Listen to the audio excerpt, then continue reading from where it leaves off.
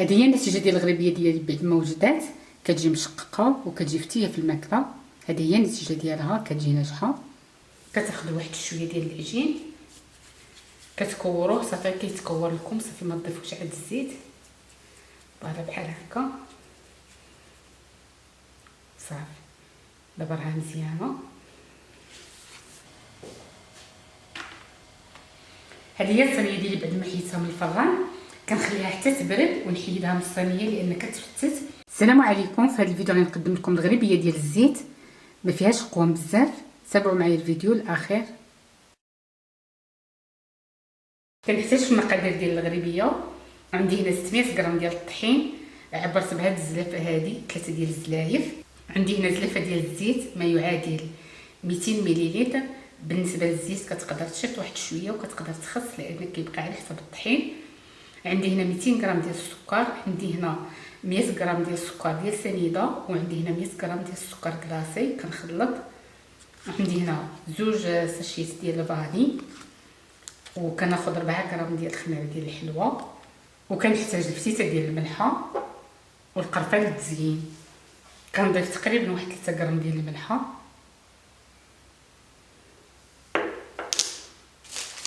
كنضيف الفاني،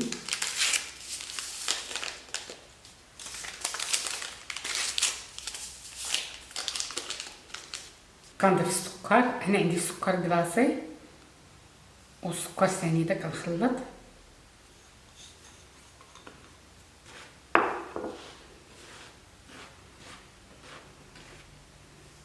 كنضيف 4 غرام ديال الخميره، النص ديال الساشيه اللي غادي نضيف، ماشي الساشيه كامله.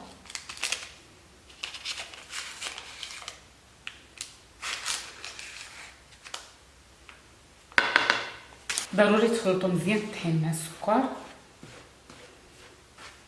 كنبدي كنضيف الزيت.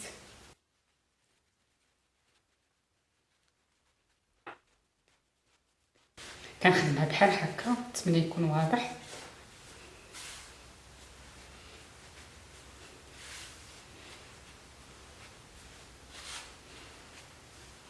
ضروري تخدمي مزيان، وكنبقاو نضيفوا الزيت بشويه بشويه حتى كتجمع.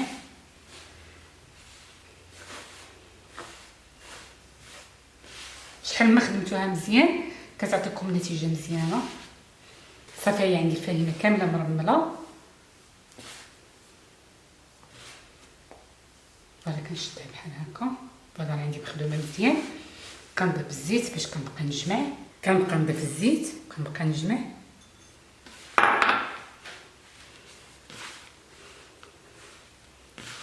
ضروري تبقاو تدلكوا.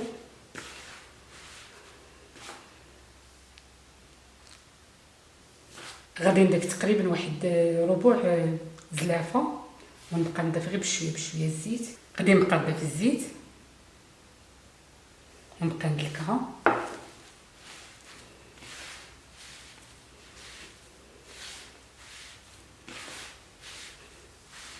نردوا البال ما نديروا لهاش الزيت بزاف.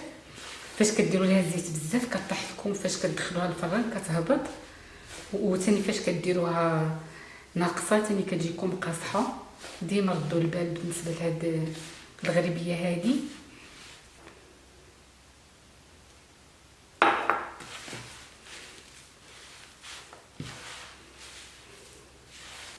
كتجربوا كتشوفوا واش غادي تكور لكم. مازال ما كتكورش مزيان، غادي نضيف عاد قياس واحد المعلقه.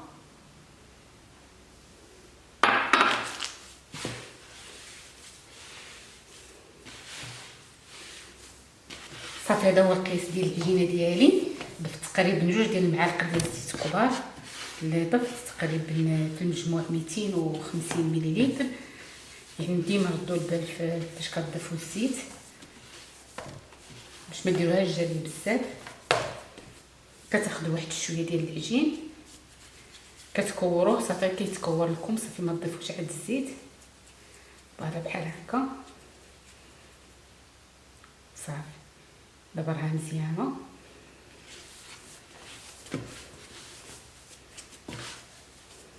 صافي كنخليها كتريح على واحد 5 ديال الدقائق. ما حيت كنوجد الصواني وكنبدي كنكور. بالنسبه للوزن ديال كل غريبيه كندير فيها تقريبا 35 غرام، ما كتكونش كبيره كاع بزاف وثاني ما كتجينيش صغيره، كتجيني هي هذيك. هذا هو القياس اللي كندير، كنعبر بالميزان. كتكوروها بحال هكا، نتمنى يكون واضح. يدكم كتشدوها بحال هكا، فوالا كتبقاو تكوروا بحال هكا.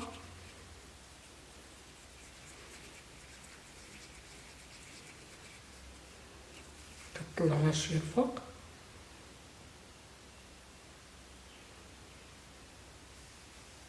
نعاود معكم وحده، فوالا بحال هكا.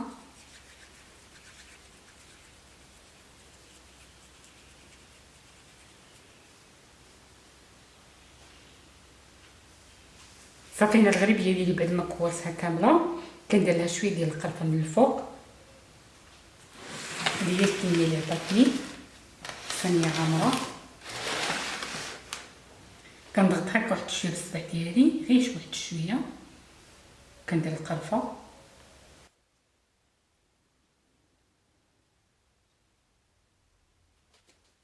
بالنسبه للطياب ديال الغريبيه كنشعل الفران، وفاش كندخلها كنقص العافيه ونردو معاها البال باش ما نطيبوهاش بزاف، لان فاش كنطيبوها بزاف كتقصح. انا تقريبا كتاخذ لي 15 دقيقه اللي كتاخذ لي في الفران.